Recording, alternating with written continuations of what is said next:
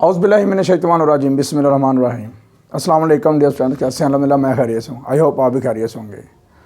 आज हम करेंगे जीडीपी नंबर 1 STF 301, जिसके टोटल मार्क्स जो हैं वो 8 हैं और 2 क्वेश्चंस हैं 4 मार्क्स के। और इसमें उसने क्या किया हुआ है कि सिंपल ये पूछा हुआ है कि मेजर ऑफ डिस्पर्शन और सेंट्रल टेंडेंसी, मतलब कि वेरिएंस और स्टैंडर्ड डेविएशन क्यों कंप्यूट करते हैं और किस वजह से करते हैं, किस लिए करते हैं, ठीक हो गया, क्या इसका यूज़ है। और दूसरा जो इसका हिस्सा है इसी क्वेश्चन का वो ये कि mean median mode central tendency ये क्यों करते हैं, क्या हमें ज़रूरत पेश आती है कि ये आपने सॉल्व करना है। समझने की बात की, इसकी जो लास्ट डेट है वो 12 दिसंबर है, 12 दिसंबर, यू अंडरस्टैंड। समझने की बात की, तो ये आपने क्या करना है कि अच्छे से आपने करनी है। और ये क्या होता है, ये राय होती है अपनी कि आपने कुछ पढ़ा है किसी बुक के अंदर, तो आपकी राय इसमें आपके हिसाब से आपने क्या पढ़ा, क्या ऑब्ज़र्व किया, क्या आपके माइंड में डाटा इसके बारे में, क्या इसके बारे में आप मज़ीद हमें बता सकते हो कि इसमें क्या इम्प्रूवमेंट आनी चाहिए या क्या यूज़ इसमें ज़्यादा से ज़्यादा हो सकते हैं या कौन से यूज़ इस वक्त चल रहे हैं मौजूदा वक्त में, ठीक है ना। समझ की बात की। दूसरा जो है क्वेश्चन वो है what is difference between pie chart and bar chart. जो पाई चार्ट होता है बेसिकली रेशो के अंदर होता है, रेशो के अंदर होता है, पूरा सर्कल होता है। जैसे कोई इलेक्शन हो रहे हैं उसके अंदर वो दिखा रहे होते हैं इतने परसेंट नून लीग जीत गई, इतने परसेंट PTI, इतने परसेंट PP। समझ की ना बात की। तो इस तरह का सर्कल बना होता है, उसके अंदर से सेक्टर बने होते हैं, ऐसे आपने देखा होगा सेक्टर वगैरह बने होंगे ऐसे, ठीक है ना। परसेंटेज अंदर लिखी होती है ये वो। तो ये होता है आपके पास पाई चार्ट। उसके बाद अगर हम बात करें बार चार्ट, तो बार चार्ट आपने देखे होंगे वो टावर वगैरह बने होते हैं ऐसे, ठीक है ना, ऐसे टावर वगैरह बने होते हैं ना। तो ये होती है आपके पास बार चार्ट, यू अंडरस्टैंड। सब लगी बात की।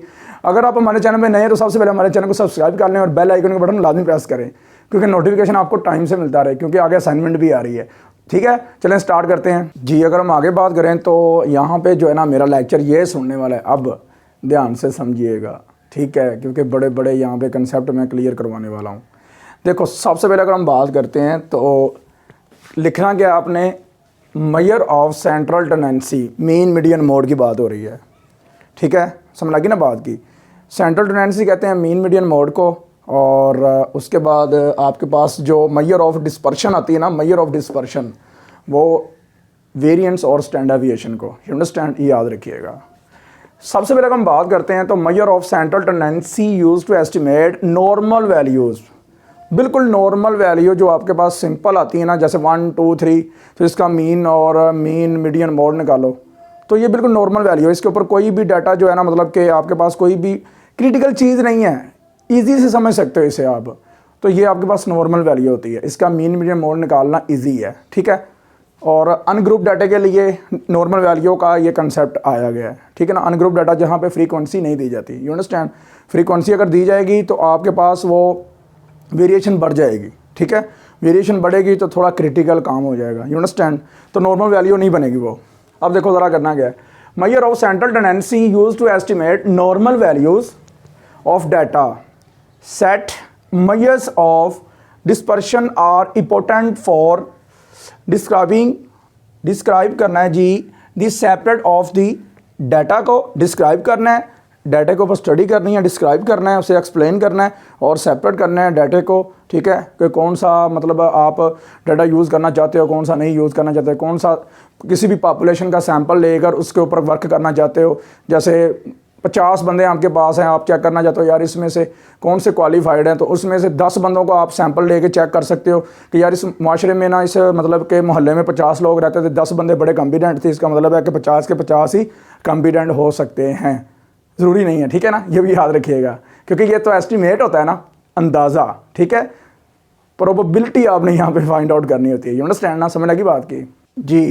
डाटे को आपने सेपरेट किया, उसके अंदर से आपने निकाल लिया कि आपके काम की कौन सी चीज़ है, या सैंपल लिया आपने पॉपुलेशन से, ये कंसेप्ट हो गया क्लियर। समझ लगी ना बात की। मैंने छोटी सी एग्जांपल दी थी, एक माशरे के अंदर 50 लोग हैं, तो उसके अंदर से आपने क्या किया है, जो ना मोहल्ले के अंदर से 10 लोगों का सैंपल ले लिया, तो वो क्वालिफाइड हैं, मतलब अच्छे पढ़े लिखे हैं, वेल एजुकेटेड हैं। इसका मतलब है कि जो रिमेनिंग 40 है ना वो भी पढ़े लिखे ही होंगे। ठीक है ना, समझ लगी ना, ये अंदाज़ा होता है, एस्टिमेट होता है, प्रोबेबिलिटी होती है, प्रोबेबल करना होता है ना आपने। तो अब देखो ज़रा, और इट्स वेरिएशन, और आपने उसकी वेरिएशन को चेक करना है अराउंड आ सेंट्रल वैल्यू। सेंट्रल वैल्यू दरमियानी वाली वैल्यू जो बिल्कुल मिड में लाई करेगी।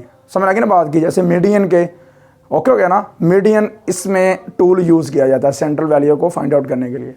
उसके बाद टू डिस्टेंस, मतलब दो आपके पास डिफरेंट सैंपल्स हैं, may have the same mean और मीडियन एंड क्या होगा, मोड। समझ लगी ना बात की, और की जगह पे ना यहाँ पे आप कॉमा लगा लीजिएगा,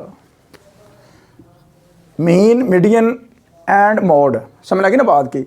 तो completely different levels of variability, मतलब कि आपके पास अगर एक डाटा आ गया, हो सकता है उस डाटे का मीन मीडियन मोड सेम हो, लेकिन ज़रूरी नहीं कि डाटा सेम होगा तो ये काम होगा। मिसाल के तौर पे देखो ज़रा, मेरे पास एक एग्जांपल है 2 2 2, इसका मीन मीडियन मोड निकालो, आपके पास 2 ही आएगा। तो ये डाटा तो सेम है, ज़रूरी तो नहीं है डाटा सेम होगा तो यही काम होगा, मीन मीडियन मोड सेम आएगा। समझ लगी बात की। और डिफरेंट भी हो सकता है डाटा, ये याद रखिएगा। ये हो गया आपका कंप्लीट क्वेश्चन। अब करते हैं क्वेश्चन नंबर 2। ठीक है ना, इसमें हमने क्या पढ़ा, मैं दोबारा रिपीट कर देता हूँ। इसमें हमने पढ़ा सेंटर टेंडेंसी, मतलब के मीन मीडियन मोड, और उसके बाद हमने पढ़ा मेजर ऑफ डिस्पर्शन, वेरिएंस और स्टैंडर्ड डेविएशन। ये हमने पढ़ा कि किसी भी डाटे का फैलाव चेक करने के लिए वेरिएंस और स्टैंडर्ड डेविएशन निकालते हैं। यू अंडरस्टैंड, समझ लगी ना बात की। तो ये सिंपल सा कंसेप्ट था। क्वेश्चन का बहुत लंबा या बड़ा नहीं कर देना, क्योंकि उसने कंडीशन लगाई हुई है कि लेंथी क्वेश्चन जो है ना एक्सेप्टेबल नहीं है। ठीक है ना, आपने क्या करना है, लिमिटेड आपने वर्डिंग यूज़ करनी है, थोड़ा लिखना है और अच्छा लिखना है। यू अंडरस्टैंड, समझ लगी ना। तो ये चीज़ थी आपके लिए क्वेश्चन नंबर 1 जी। क्वेश्चन नंबर 2 की बात करते हैं। सबसे पहले आपके पास है पाई चार्ट। तो पाई चार्ट्स जो है, मतलब वो देखिए ना, पाई से पता चल रहा है। सबसे पहले आपने माइंड में एक सर्कल लेके आना है, सर्कुलर फॉर्म लेके आनी है। अब देखें, अगर इलेक्शन हो रहे हैं 2023 के, तो उसमें क्या देखते हैं हम कि कोई भी एक पार्टी है, उसने 40% वोट लिए, बाकी ये जो पार्टी है, ये वाला, ये पोर्शन यहाँ से लेकर ये वाला, ये दूसरी पार्टी ने 60% लिए। तो एक सर्कल के अंदर रहकर आप परसेंटेज की जो बात करते हो ना, किसी भी कंपोनेंट के ऊपर, किसी भी चीज़ को लेके, जैसे देखें मैंने पार्टीज को लिया, आप यहाँ पे मैच हो रहा है, टीम को भी ले सकते हैं। यहाँ पे 2020 वर्ल्ड कप है, तो उसमें परसेंटेज की बात हो रही, तो उसमें भी आप ये डिस्कस कर सकते हो कि कितने % चांस है पाकिस्तान के जीतने के, कितने % चांस हैं यहाँ पे इंडिया के जीतने के। You understand. चलें गो थ्रू करते हैं ज़रा। सबसे पहले है जी, pie chart show how much each category represents as a proportion. Proportion होता है, देखो ये एक दूसरे के प्रोपोर्शन है। अगर ये 60% है, ये 40%, अगर ये बढ़ेगा तो ये कम होगा। समझ लगी ना बात की। ये चीज़ होती है प्रोपोर्शन। हाँ, ये भी चीज़ होती है, एक कम होती है एक बढ़ती है, ये भी, और दूसरा दोनों बढ़ सकती हैं। ठीक है ना, तो वो कैसे होंगी, दोनों बढ़ेंगे ऐसे कि 50-50 हो जाएगा। ठीक है ना, समझ लगी बात, किस तरह बढ़ सकती हैं, और एक कम भी हो सकती है। तो वही ना, प्रोपोर्शन की 2 अक़साम होती हैं। एक प्रोपोर्शन बढ़ती है और दूसरी, मतलब प्रोपोर्शन की एक पहली किस्म ये है कि एक चीज़ बढ़ेगी दूसरी कम होगी। ठीक है, तो या दोनों ही बढ़ेंगी या दोनों ही कम होंगी। तो इसका मतलब कितनी होगी, ये तो 3 हो गई। समझ लगी ना बात की, माइंड में रखिएगा। ओके, अक़साम 2 ही हैं। एक तो ये होता है कि एक बढ़ती है कम होती है, दूसरी ये, या दोनों पैरेलल ही जाती हैं, या कम होती हैं या बढ़ती हैं। ठीक है ना, समझ लगी बात की। तो चलें, ऑफ द होल सारा data by using a circular format with different sized sector, यहाँ पे स्लाइस भी लिख सकते हो आप। ठीक है ना, for different % of the whole. Okay, ये बात हो गई आपकी पाई चार्ट की। अब हम बात करते हैं, क्या करते हैं, देखो ज़रा, सिंपल सा कंसेप्ट होता है, बस रट्टा नहीं लगाना, याद रखिएगा। अब हम बात करेंगे बार ग्राफ्स या बार चार्ट की। ठीक है ना जी। अब हम बात करते हैं बार ग्राफ या बार चार्ट्स की। ठीक है ना, तो देखो ज़रा, सबसे पहले कोई भी मैच लगा हुआ है, मैच की बात हो रही है, ये ओवर है, ये ओवर था, ठीक है। शोएब मलिक ने 2020 में 2021 का जो वर्ल्ड कप था 2020 का, उसमें उसने नमीबिया को बहुत फेंटा था। आसफ अली ने अफ़गानिस्तान को बड़ा फेंटा था, समझ लगी ना बात की। तो समझ लीजिए दोनों में से कोई एक ओवर समझ लें। तो ये ओवर में, एक ओवर में लगा जी 24, ठीक है।